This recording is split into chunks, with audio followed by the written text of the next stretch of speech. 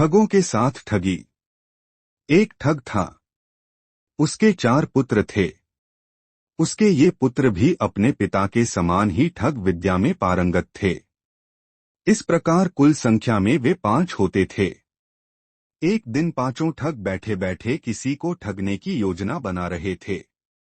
तभी उन्हें दूर से एक आदमी आता हुआ दिखाई दिया। वह आदमी अपने साथ एक काला बैल लिए था। उस आदमी को देखकर ठगों ने उसी को ठगने का विचार किया। योजनानुसार एक ठग वहीं बैठ गया और चारों ठग थोड़ी दूर जाकर बैठ गए। जब काले बैल को लेकर वह व्यक्ति निकला, तब पहले वाले ठग ने पूछा कि बैल कितने रुपए का है। उस आदमी ने कहा कि 500 रुपए का है। इस पर ठग ने कहा, यह तो बहुत बड़ी कीमत है। वाजिब दाम बताओ, हम अच्छे दाम पर बैल ले लेंगे। उस आदमी ने कहा, आप कितने में लेना चाहते हैं? तब ठग ने कहा, यह तो 5 रुपए का बैल है। यदि तुम्हें पसंद हो तो दे दो, और यदि विश्वास नहीं है तो आप उन 4 लोगों से भी पूछ सकते हैं कि दाम वाजिब है या नहीं। तब बैल वाले ने सोचा, चलो ठीक है, उन 4 लोगों के पास ही चलते हैं। वह 5वां ठग उस बैल वाले को अपने इन 4 साथियों के पास ले आया। चारों ठगों ने इन दोनों की बातें सुनी और कहा कि यह बैल 5 रुपए से अधिक का नहीं है, इसलिए अच्छा है कि तुम अपना बैल 5 रुपए में ही दे दो। इस प्रकार सभी ने मिलकर और उसे अपनी बातों में उलझाकर उस व्यक्ति को 5 रुपए में ही ठग लिया। जब बैल वाले का बैल चला गया और उसे इस बात का पता चला कि ये 5 ठग थे, तो उसे बहुत दुख हुआ, लेकिन उसने हिम्मत नहीं हारी। उसने निर्णय लिया कि वह उन ठगों को अवश्य ठग कर ही रहेगा। वह स्वयं भी एक ठग था। धोखा खाए हुए ठग ने बाजार से एक साड़ी और साज श्रृंगार का सामान लिया। साड़ी पहनकर तथा संपूर्ण श्रृंगार कर वह उन ठगों के घर से थोड़ी दूरी पर जाकर रोने लगा। जब उसके रोने की आवाज इन ठगों ने सुनी तो वे तुरंत उसके पास आए। उन्होंने देखा कि एक सुंदर स्त्री रो रही है। उसे रोता हुआ देखकर उन्हें दया आ गई। उन्होंने पूछा, तुम रो क्यों रही हो? तो उस स्त्री बने ठग ने कहा कि मैं अब क्या करूं, क्योंकि मेरे पतिदेव ने मुझे छोड़ दिया है। अब मैं कहां जाकर रहूं? यह सुनकर एक ठग बोला कि अगर आपकी इच्छा हो तो आप हम लोगों के पास रहने लगें। वह ठग इतना ही चाहता था। इस प्रकार वह स्त्री बना ठग उन 5 ठगों के पास रहने लगा। एक दिन 4 ठग बाहर गए हुए थे। घर में केवल ठगों के पिता ही बचे थे। तो उस स्त्री बने हुए ठग ने कहा, आप लोग तो बिल्कुल गरीब हैं, आपके घर में कुछ भी नहीं है। सुनकर ठगों के पिता ने कहा, तू क्या जाने, मेरे पलंग के चारों पाए के नीचे सोने से भरे हुए 4 कलश रखे हुए हैं।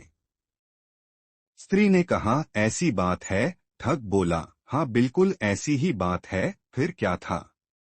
वह स्त्री का रूप बदलकर अपने वास्तविक रूप में आ गया। तुरंत बाहर आ गया और एक लाठी ले आया। उसने ठगों के पिता की खूब मरम्मत की और एक कलश निकालकर चल दिया। कुछ देर बाद वे 4 ठग आए। जब उन्होंने अपने पिता की यह हालत देखी तो उन्होंने पूछा कि पिताजी, यह सब किसने किया? पिता ने कहा कि यह सब उस स्त्री ठग ने किया है जो काले बैल वाला है। उसने कहा भी है कि वह कल फिर आएगा। ठगों ने जैसे ही अपने पिता की बात सुनी, वे बहुत क्रोधित हुए और कहने लगे कि हम कल कहीं नहीं जाएंगे। बेचारे ठग दूसरे दिन घर पर ही रुके रहे। दूसरे दिन एक आवाज सुनाई दी। उसकी आवाज से लगता था कि वह आवाज किसी वैद्य की है।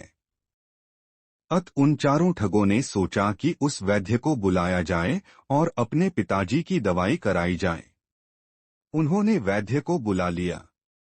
वैद्य ने आते ही ठगों के पिताजी को देखा और कहा कि चोट बहुत गहरी है, इसके लिए कुछ जड़ी बूटियों की आवश्यकता होगी जो मेरे पास नहीं है। यदि आप चाहें तो उन जड़ी बूटियों को ला सकते हैं। ठग पुत्रों ने कहा, हम ला सकते हैं। वैद्य ने उन्हें चारों दिशाओं में अलग अलग भेज दिया। इस प्रकार वह अपनी दूसरी चाल में भी सफल हो गया। घर में अब ठगों के पिता के पास केवल वैद्य ही रह गया था। उसने वही प्रक्रिया दोहराते हुए ठगपुत्रों के पिता की फिर से अच्छी मरम्मत कर डाली और पुनः एक सोने से भरे कलश को निकाल कर ले गया। कुछ देर बाद जब चारों ठगपुत्र आए तो उन्हें देखते ही सारी वस्तुस्थिति का पता चल गया। वे कहने लगे कि हम कल कहीं नहीं जाएंगे, देखते हैं कि काले बैल वाला ठग कैसा है। वे चारों बैठे ही थे कि तभी उन्हें सुनाई दिया कि काले बैल वाला आ गया हूं। इतना सुनते ही वे चारों उसे पकड़ने के लिए दौड़े, परंतु वह तो घोड़े पर बैठा था। उसने ऐड लगाकर सरपट दौड़ लगा दी। चारों ठग कम नहीं थे, वे भी घोड़े का पीछा करने लगे। कुछ देर बाद जब थक गए तो वापस अपने घर की तरफ लौट पड़े। जब घर आकर देखा तो एक कलश फिर से उखाड़ लिया गया था। पिता ने बताया कि जिसका तुम लोग पीछा कर रहे थे वह काले बैल वाला व्यक्ति नहीं था, बल्कि काले बैल वाले ने ऐसा पढ़ा लिखा कर उसे भेजा था ताकि तुम लोग यहाँ से भाग जाओ, और हुआ भी यही। जब तुम चारों भाग गए तो वह आया।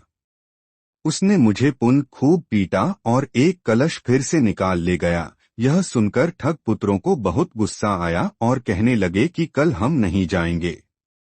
दूसरे दिन चारों घर पर ही रहे, किंतु कोई नहीं आया। उसी रात उस मोहल्ले में कोई कार्यक्रम हो रहा था। ठगों ने सोचा कि चलो चलकर देखते हैं कि कौन सा कार्यक्रम हो रहा है। चारों वहां कार्यक्रम देखने पहुंच गए। इधर काले बैल वाले ने अवसर पाकर पुनः पिता की मरम्मत कर डाली। उसका चौथा कलश भी निकाल ले गया। ठगपुत्र जब वापस आए तो उन्होंने देखा कि पिता की हालत बहुत गंभीर है। अब ठगपुत्र थककर रोने लगे। उन्हें कुछ भी सूझ नहीं रहा था। उनके पिता ने कहा कि बेटे, वह काले बैल वाला अब कभी नहीं आएगा। अब तुम लोग भी कसम खाओ कि कभी किसी को ठगोगे नहीं, क्योंकि बुरे काम का अंत सदैव बुरा ही होता है। ठग पुत्रों ने उस दिन से कसम खाई कि वे अब किसी को नहीं सताएंगे।